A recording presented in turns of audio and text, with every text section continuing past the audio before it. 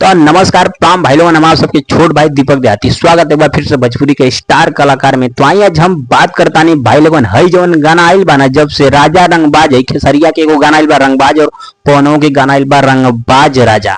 तो बताओ नहीं भाई लोगन ई गाना ट्रेंडिंग में चल रहा। पावर स्टार पवन सिंह पे गाना पे बहुत सारा रील बना था और जेतना यादव भाई लोग बाड़े जब से खेसारी लाल यादव चुनाव लड़ के दब गिल बाड़े तब से यादव समाज के लोग बस कहता खेसारी के गाना पे काहे ना रील बनावत बाड़ू।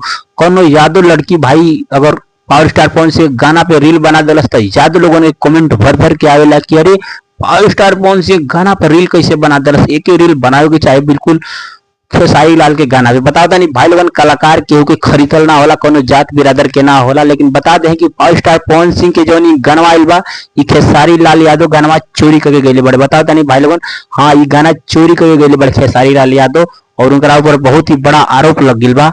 और बता दें कि खेसारी लाल यादव जब से गाना गैले बाड़े तब से बहुत ज्यादा विवाद हो चुकल बा भोजपुरी इंडस्ट्री में।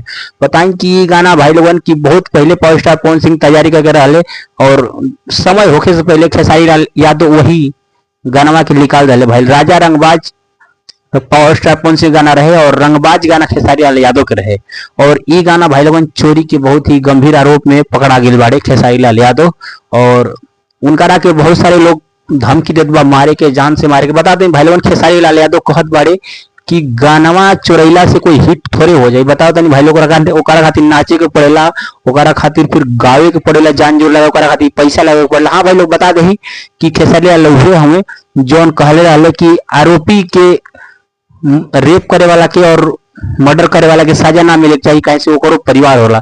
वार खेसारी लाल यादव ऐसा मानसिकता रख के आप राजनीति में आते हैं और नेता बनने की कोशिश करते हैं और आपसे काही उम्मीद है जब आपको पता ही नहीं है कि 48 घंटा में एक दिन होता है कि 24 घंटा में एक दिन होता है कि 4 घंटा में एक दिन होता है। वार खेसारी लाल यादव अनपढ़ की ज्यादा आप ओवर एक्टिंग कर रहे हैं दोस्त।